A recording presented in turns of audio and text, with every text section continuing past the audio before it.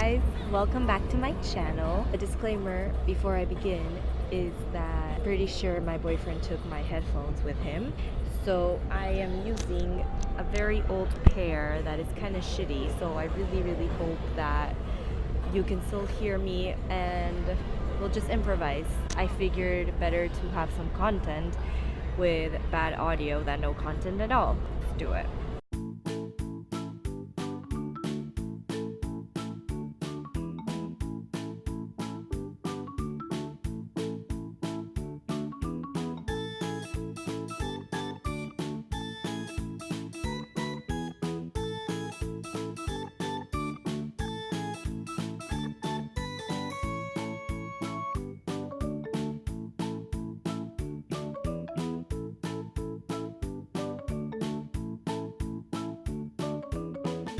I'm actually very excited about what I'm going to be covering with you guys today. There is just so much out there about this, which is so misleading, and I'm going to present to you guys a completely brand new perspective. And in fact, I'm pretty sure I will be debunking a lot of myths out there.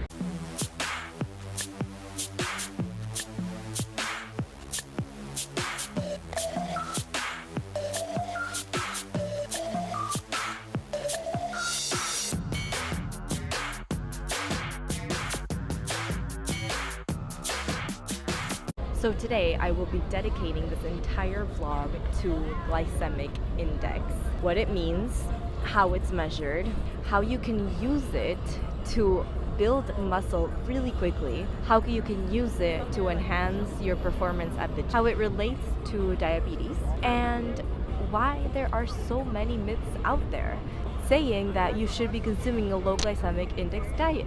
As a preview, I have been very recently implementing high glycemic foods into my diet. I will also be explaining how I'm doing that, what type of foods I'm eating, why I'm doing that, the purpose, and also the changes that I've seen, the pros and the cons, some of the challenges, because everything comes with challenges, some of the benefits, and hopefully I will interest you guys in trying it out yourselves. As usual, if you like this video, please subscribe below. Let me know what you like, let me know what was helpful, let me know what you would like to see more of, and enjoy.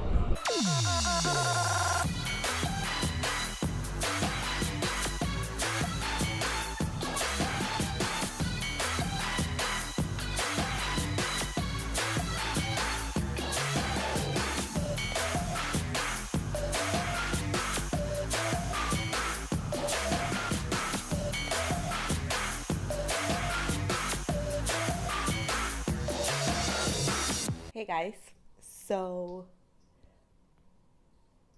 I will be talking to you guys about high glycemic index right now, and it's really funny because I'm going out for a walk right now and I was like, oh, maybe I'll like put on some cute little romper or I don't know, skirt, and then I just went back to my workout clothes because they're so comfortable.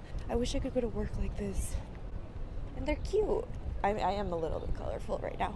I'm just looking for a place with a little bit of sun so that I can talk with you guys. But I think I missed it. I'm always cold. And it's summer in New York and I'm a little bit chilly. I have been more comfortable before. I think I'm on a energy rush. Okay, let's get started. What is glycemic index? Why does it sound familiar to you? And why has it become somewhat of a buzzword in the fitness industry? Let's start with the very basics. A glycemic index is nothing more but a fancy measurement. And what it measures is nothing more than how fast your body is burning carbs. What does this mean? When your body burns carbs, they turn into glucose in your blood. Now, glucose, as you probably know, is basically sugar. Now, these indexes, obviously, as you can tell from the word index, rank from 0 to 100. And we separate it into 3 parts. 70 plus are foods that have high glycemic index. That means that they very quickly get broken down by your body and become glucose in your blood.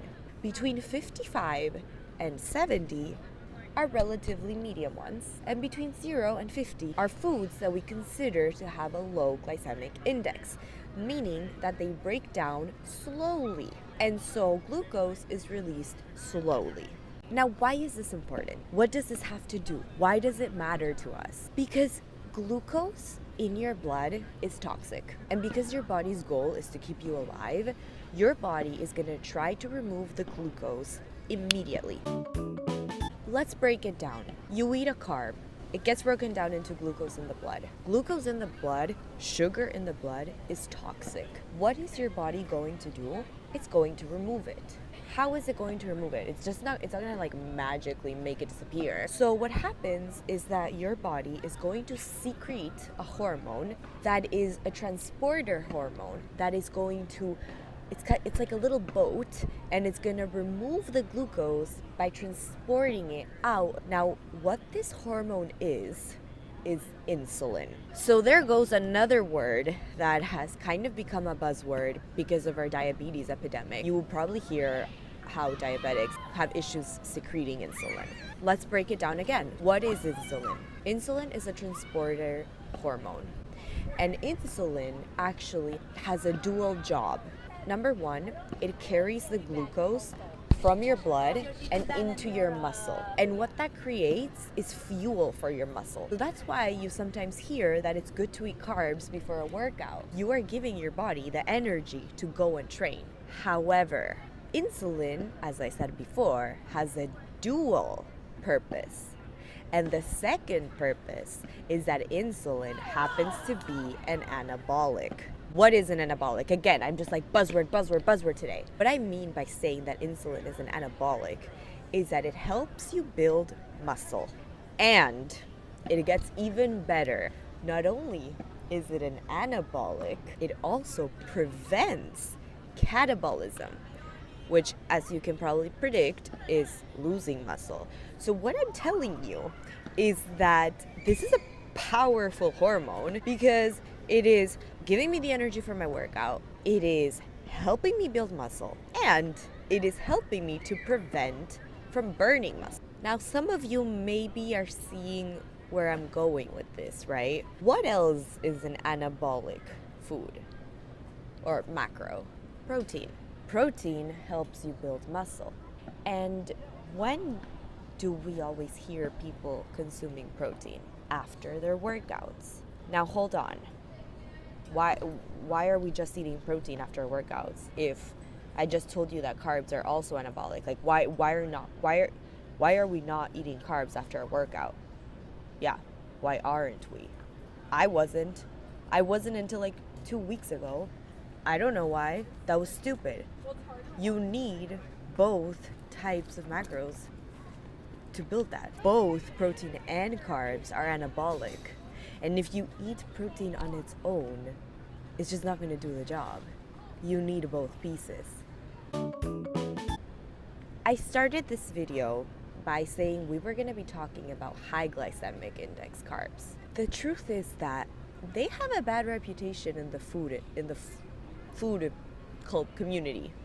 People bully the high glycemic index carbs. When I say high glycemic index, let me break it down to you. I'm talking pasta, I'm talking white bread, I'm talking refined sugars, honey. Yes, some fruits are high in glycemic index, like banana. I'm talking those carbs. Examples of low glycemic index are what you probably see in every single fitness blogger. I'm talking sweet potato and oats and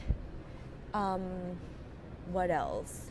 Brown rice and whole grain things. Let's take a step back. Why is it that it's generally recommended to be consuming low glycemic index carbs? That's because of the mechanism of action that occurs when you consume carbs. If I consume a carb that is high in glycemic index, what's gonna happen is it's gonna give me a lot of energy really quick, and it's gonna fall really quickly as well. Think about a caffeine rush. That's what I'm talking about. Low glycemic index carbs are gonna release slowly and gradually, and they will take longer to come down. That's why most nutritionists recommend that, because you get to have energy throughout your day. slowly during the day, you pace it out. And it's not just that. The problem is what's happening with your insulin. So I eat a carb, insulin gets released. Imagine if this repeats over and over again, over and over again, over and over again. And you're getting white carbs and pizza and pasta and insulin and pasta and insulin and pasta and insulin. Your body freaks out, and so gradually it starts to fail. When your body starts to fail in releasing insulin is when you become diagnosed as a pre-diabetic. Now, this occurs in the course of years, obviously. It's not like you have a week where you go to Italy and eat pasta and suddenly you're pre-diabetic. Like, obviously not. My whole point in talking about this is because that is a reason why high glycemic carbs have a bad reputation. But, wait for it. High glycemic index carbs, if used strategically, can really help you in your gains.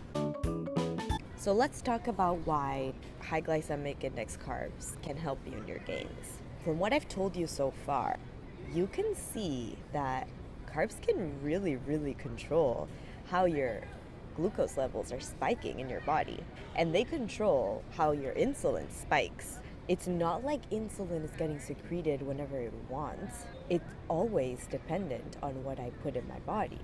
And if you remember, I told you that insulin is anabolic. I think you see where I'm going with this.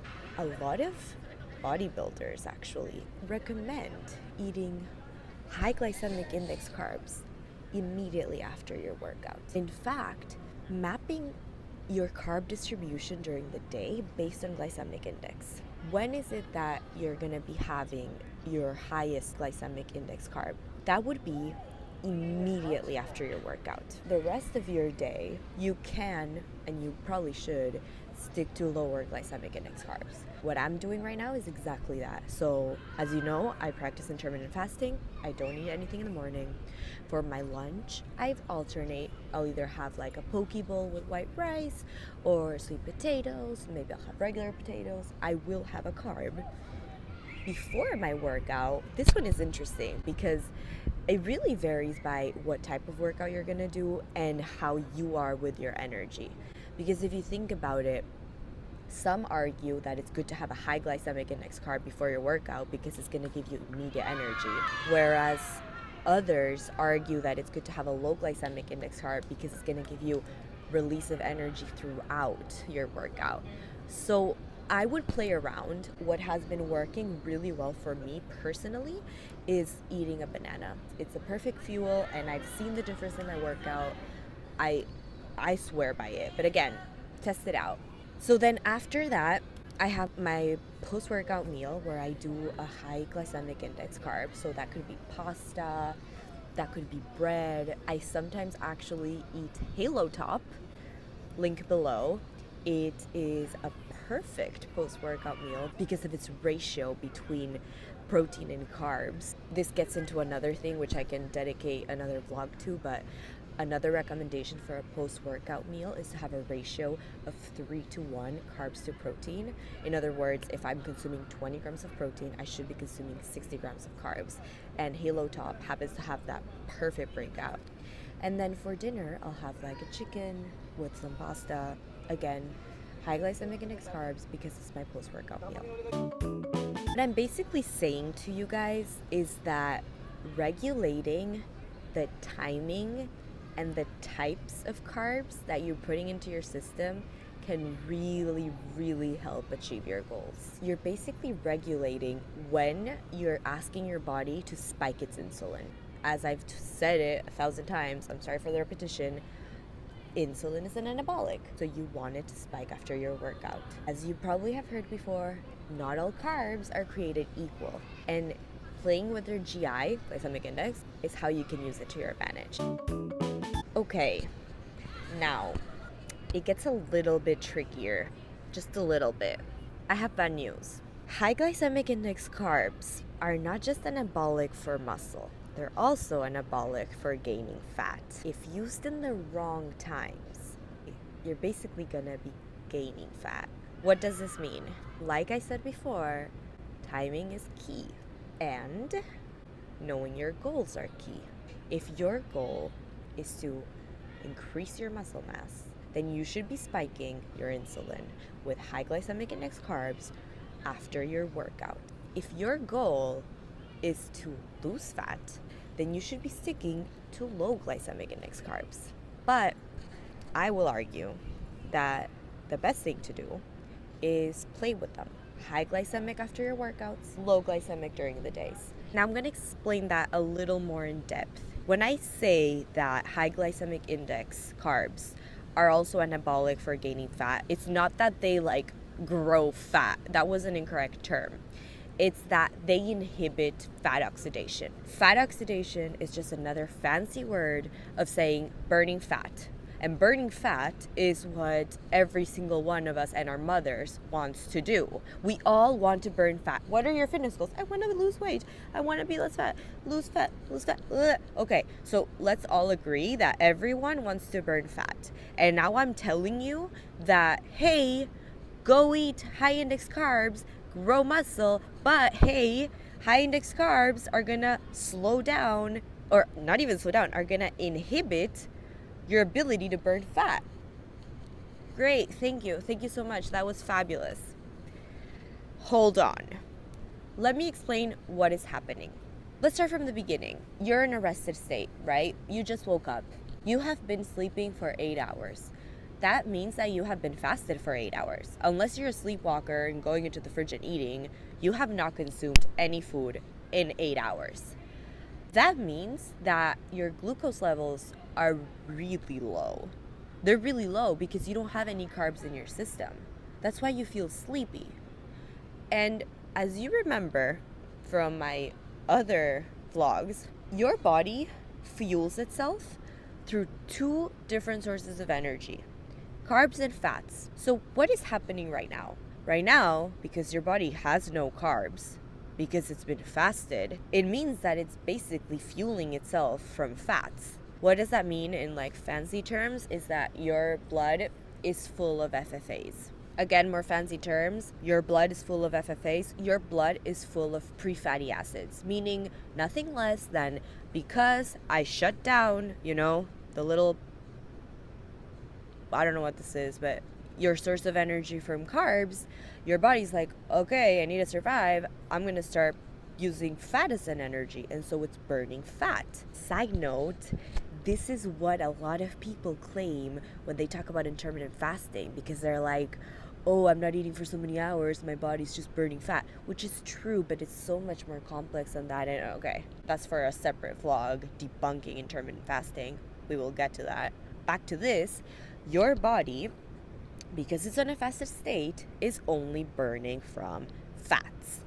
So I wake up, I have a banana, bam, glucose in my blood. What happens next? Insulin gets released, wants to break down the glucose, and so it's gonna shut down the other energy source, which is the fats.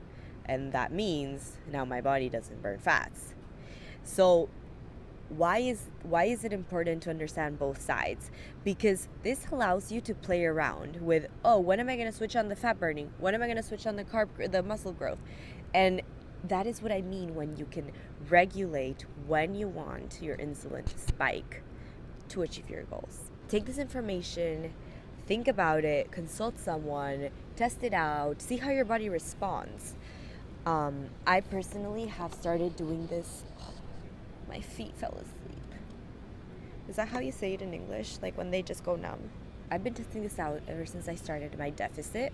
If you have been following me for a while now, I've been on a deficit for, I think it's been 2 weeks. And I know I promised a vlog about that. That will be my next one. I promise. A lot of people have been asking me about this. I will talk about it. But I have been implementing the deficit with high glycemic index carbs. In fact, with carbs, period, because I used to follow a low carb, high fat, which I can also vlog about. So much to do, so much work. And I have seen the differences. I have been able to increase my weight at the gym in 2 weeks. I think I just threw a lot of information out there, and it's getting a little bit dark, so I'm gonna leave it at this. Now, this was a little more science heavy than my other vlogs have been, and this is kind of what I'm going towards. It was a lot of research that went into this, so you know, you could maybe subscribe in return as a favor, as a thank you. Also, can we discuss how it like got dark throughout my blog? And it's empty. Like 5 seconds ago, people were having barbecue there, consuming a lot of high index carbs, not post-workout, just post-beer.